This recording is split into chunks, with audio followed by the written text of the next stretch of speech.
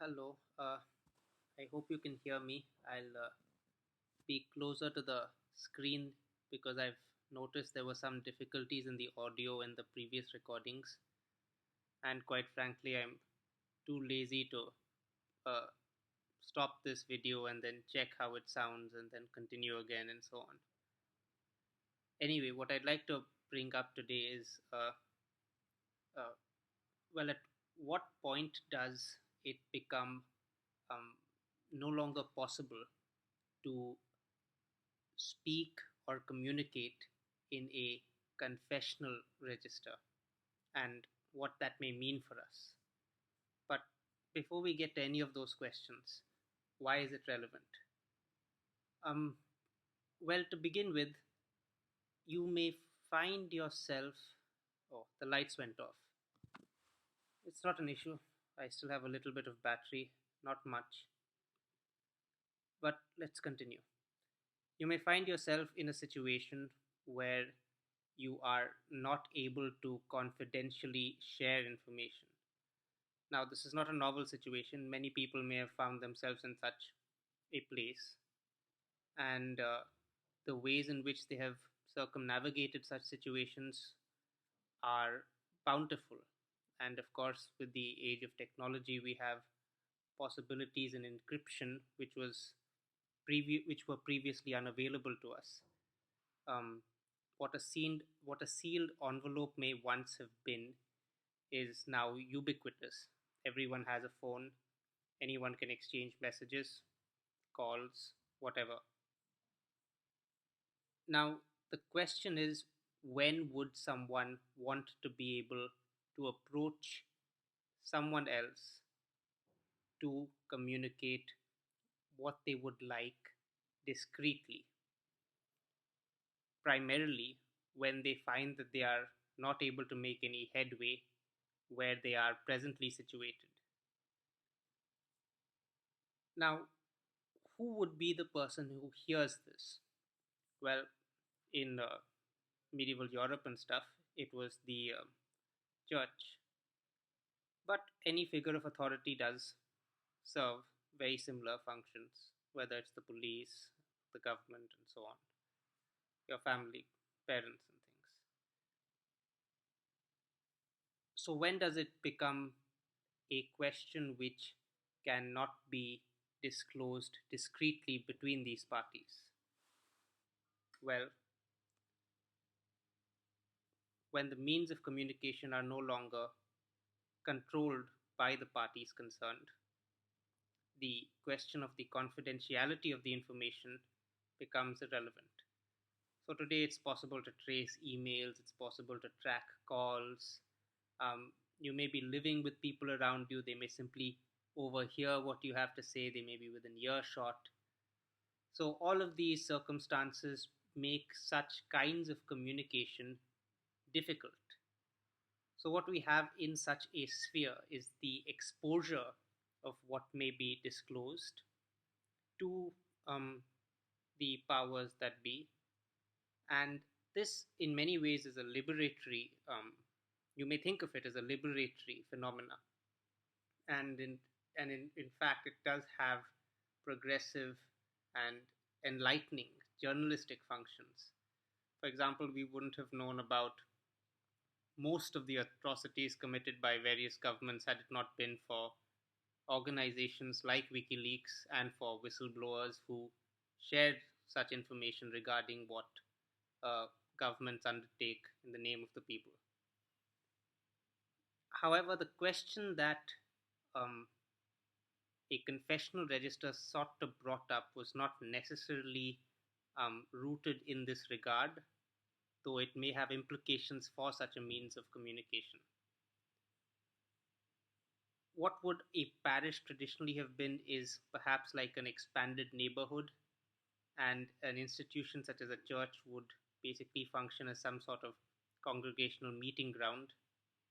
And even the practice of the confession itself, it was a uh, closed means of interaction, in as much as I think the priest and the um, confessor or whatever weren't actually seeing each other. They spoke to each other from two sides of a closed plane. And a part of the understanding in such a setup was the idea of the faith that the person who is seated in a ministry of power would, one, um, treat the information that is disclosed to him or her in a judicial fashion, and if required, escalate it to those higher up in the organization, and from their experiences and from perhaps a comparison of similar hearings they may have been privy to, offer counsel to the person who seeks it. And there's a way in which, when you have something to say and you find that you cannot say it elsewhere, going to such a figure provides a sense of solace to uh, whatever anxieties that a individual may bear. So, with the breakdown of such a sense of solidarity around a congregation, uh, or if you prefer, with the advent of secularism, which was in many ways synonymous with the onset of industrialization, at least in Europe, we have um, alternative forms in which a similar practice gets instituted in other institutions. Perhaps most prominently with the psychoanalysis and Freud and his conception of the talking cure, which in many ways is perhaps an extension of the idea to the point where an analyst were to patiently and benevolently listen to what the dreams, half forgotten thoughts, hang ups, slips, and things of that nature in the everyday lives of a patient which may bother him or her.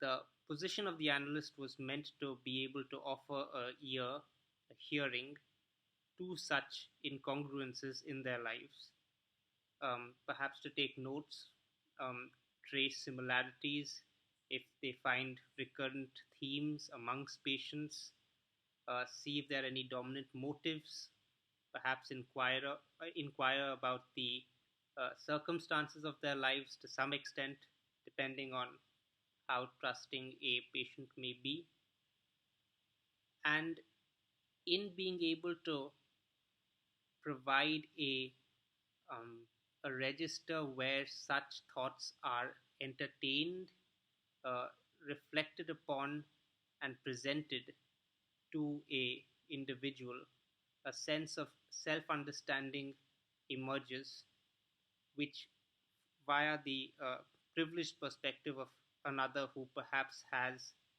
um, a little more insight into such matters, perhaps by dearth of nothing other than a greater range of comparison, but also some expertise in clinical training in the means of actually questioning such occurrences, identifying the tropes, and being able to record it in a way that is sensitive to the personal life of the patient. A narrative regarding um, past wishes and frustrations and their displacements into other forms which take some manifestation in their lives can be registered and presented. So, you may say that in some sense it wouldn't really, or rather, today, why would someone approach such an individual? Well, I think in some senses this question ignores a certain reality. The fact that in today's society, um, we are surrounded by such individuals. Uh, in a sense, everyone does perform this role to some minimal extent. Your parents, your friends, your family, um, authorities, school teachers, uh, and I suppose the material that someone were to carry with them vis-a-vis experience is, of course, a function of their circumstances.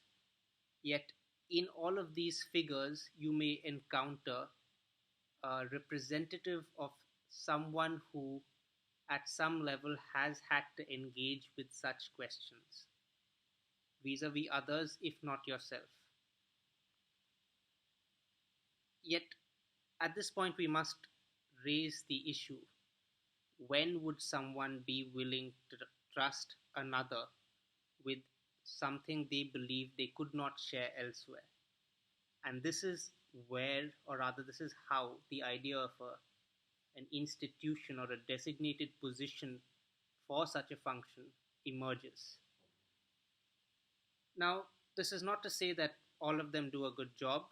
It's very likely that many of them don't.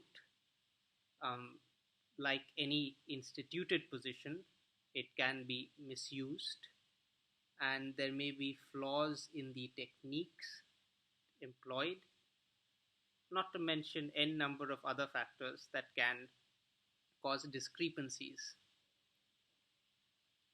Taking this into account, I would not disparage the function of the position or the institution itself, provided that it can present its findings to a public which isn't delimited merely to the institution. Why is this important? Um, well, think of a situation where that was not done. You would literally have a place where there is some kind of Orwellian Big Brother-esque surveillance mechanism which knows what you are going through, is privy to such information, yet because they don't disclose it to anyone else, you would not really know how they use it and how their use is considered, their use of the information provided by you, how that is considered by others. And in this sense, there's a way in which um, the legitimacy of an institution depends upon um, a civil society and other institutions. It doesn't become congruent without being able to do so. Or, in other words, it ceases to be an institution and becomes something like a data bank or a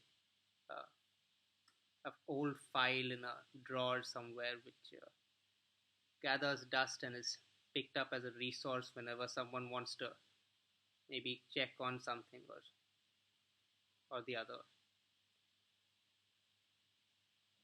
So those are other reasons, institutional reasons, why people may feel inhibited to approach a figure of authority and offer information.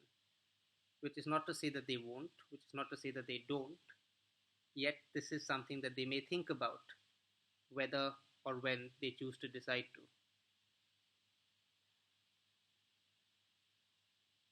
An idea of the freedom of expression, in some ways,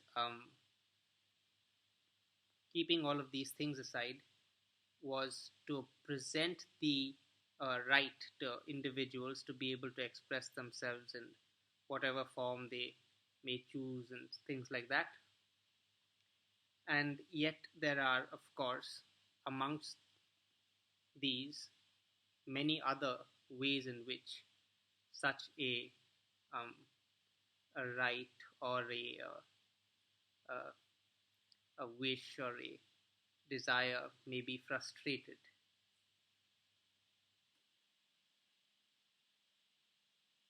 What happens when a individual or a family or a class or whatever encounter this repeatedly?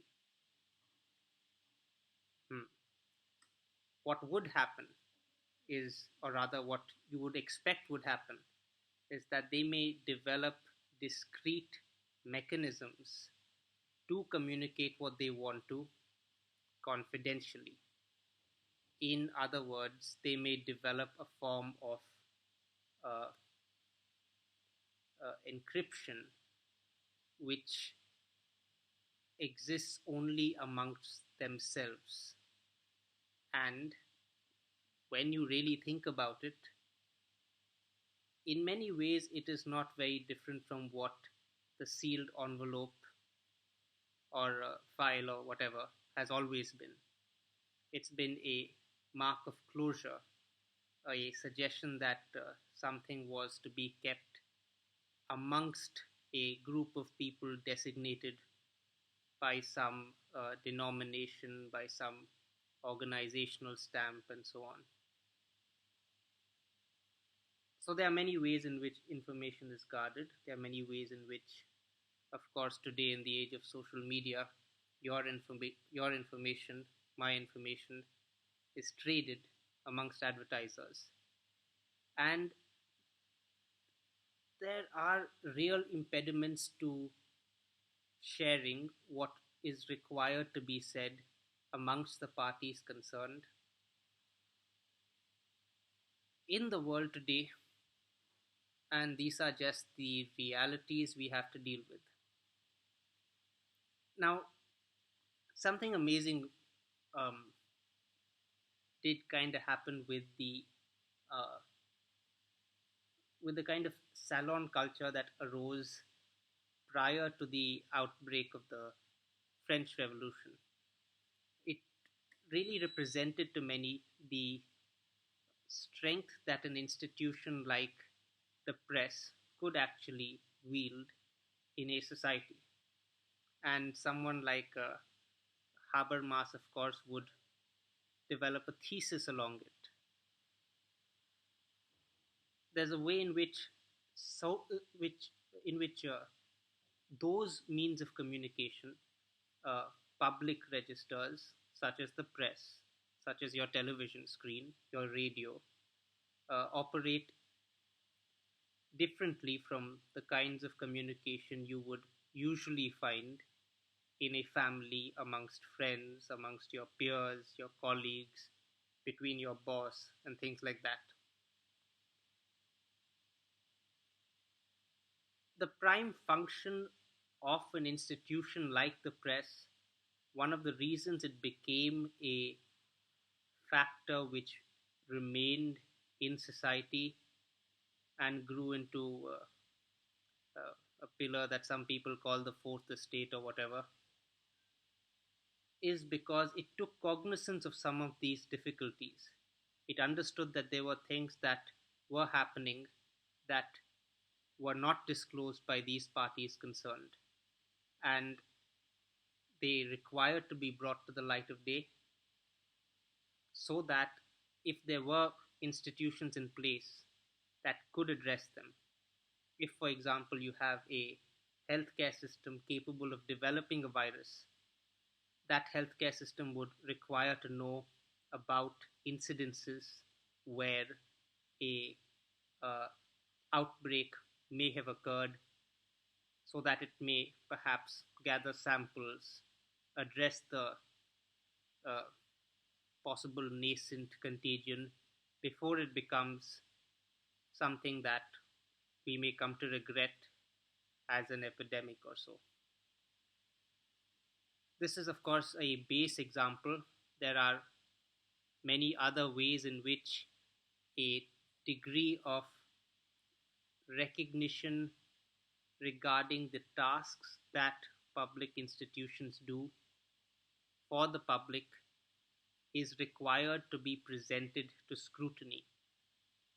Without that, uh, there would simply no longer be a sense of faith amongst people for these institutions. Now, there may be objections to this.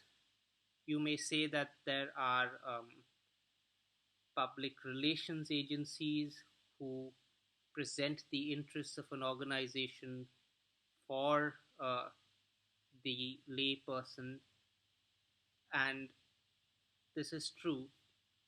Yet, if the motives for such a position were to merely uh, further the interests of the company itself and perhaps outcompete a rival company, it is unlikely that they would be sensitive to the effects of their products which they offer to the market, to other enterprises. Also, there may be representatives, there may be people, there may be employees within that company who may not be represented by that organization, the front, the PR department, or and so on. Now, an inquiry into such matters becomes possible only when people have a sense that something is happening. And when channels of communication break down for whatever reason, and there could be many reasons, occasionally vital information is lost. It doesn't reach where it's supposed to, and this causes headaches for a lot of people. And as with anything, the only safeguard against it is to come up with an alternative, a plan B. I mean, what would I do if, for example, the speed post doesn't work on a particular day and I have to send a check to someone who I owe money or something like that? Well, I would have to find another way. And you may say that it's possible for a technological innovation to make any exchange of information easier or any transfer of any property easier. However, uh, the point is that it still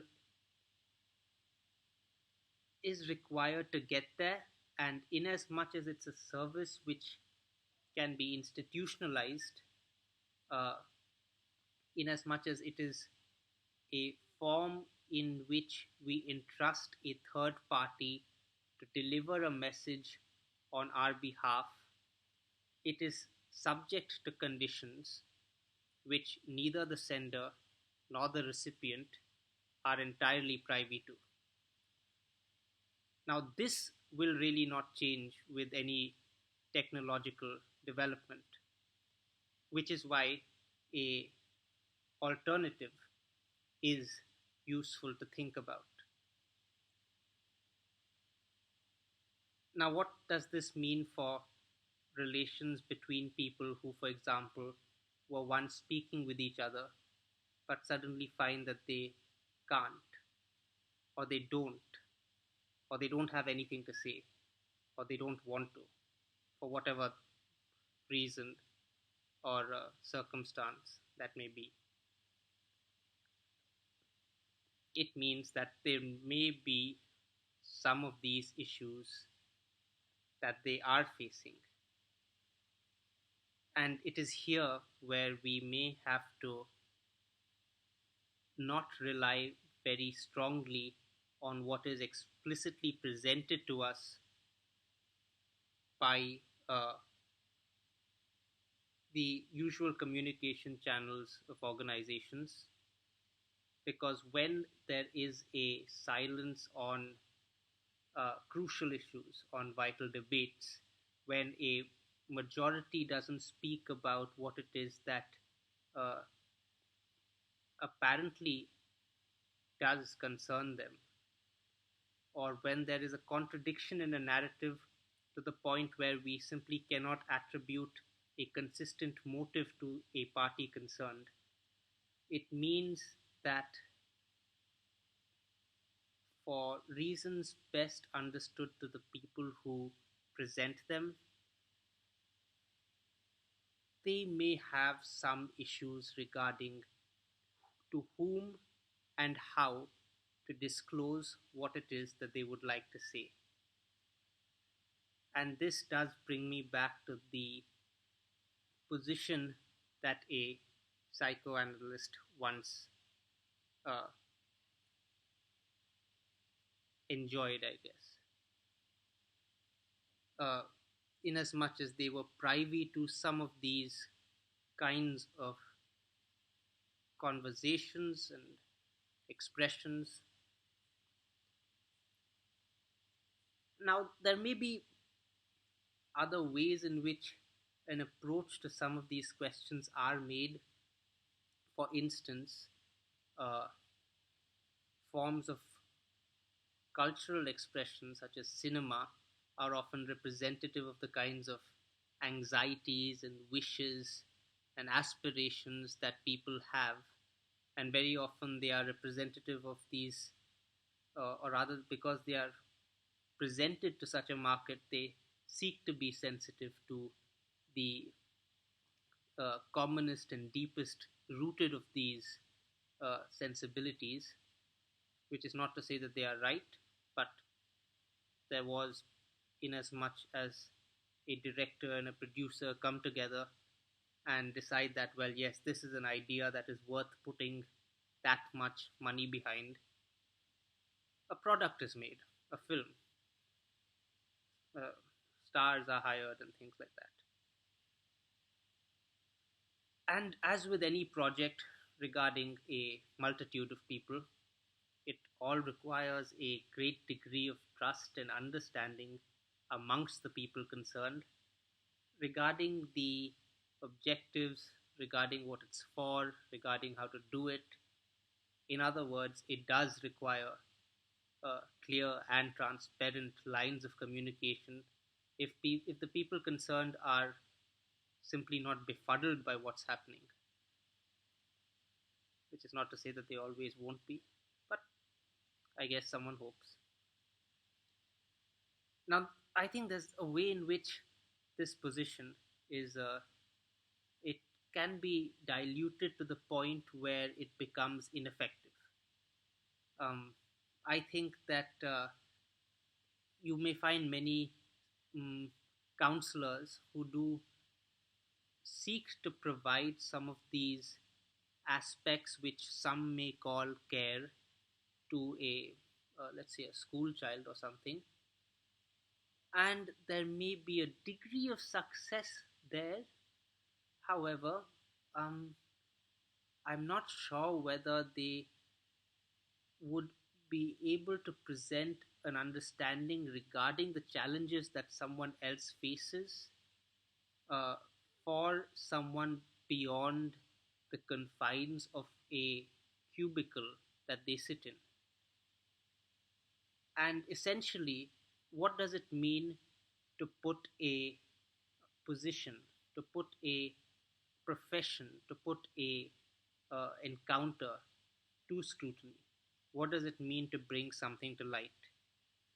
I think it means when the merits, the motives, the results of an act can be examined for what they are, and an assessment can be made regarding whether the ends justified the means and whether there was a net positive outcome from such a procedure and things of that nature. I think that is basically the bedrock of legitimacy. Once that disappears, um, you basically have variations of people in discrete cubicles pontificating about what the other person is doing. In other words, you have a situation where we are in the Stone Age and there may be rooms and with little fires in them and thoughts regarding what may be happening out there. Does it sound familiar? I mean, like, really, that's what I thought Plato's cave was. And yet, here we are in this day and age where it is possible for me, for you, anyone with a SIM card and a cell phone, to reach more or less anyone else with greater facilities and circumstances in terms of material welfare than we have enjoyed at any other point in human history, more or less back to a place in the dawn of everything. But maybe that's just my perception. However, the long and short of it is that this is my uh, advocacy for the position of a psychoanalyst, and for you to take seriously what it is that they have to say in terms of cultural analysis and in terms of their clinical practice. When I say take seriously, I mean it is for you to question, for you to use your discretion and judgment, uh, maybe to engage with the practice if you so choose, however, uh, or not to. Ultimately, it's your choice. So, what I hoped to have done so far is to present a sense of why uh, a degree of engagement amongst public institutions with such practitioners is to be sought, if not advocated, if not incentivized, if not uh, uh, mandated. And I guess it's only fair to point out that think of it as the, uh, the balance books of any organization. Now, any company, for instance, has their own accounts, and of course, they have their own deposits. They may keep their deposits in the bank, and the bank has a sense of how they tally their accounts.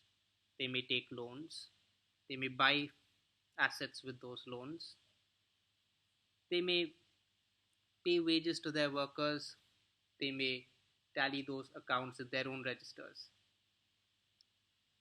A problem may arise if the same organization keeps uh, their own deposits and their own uh, account books.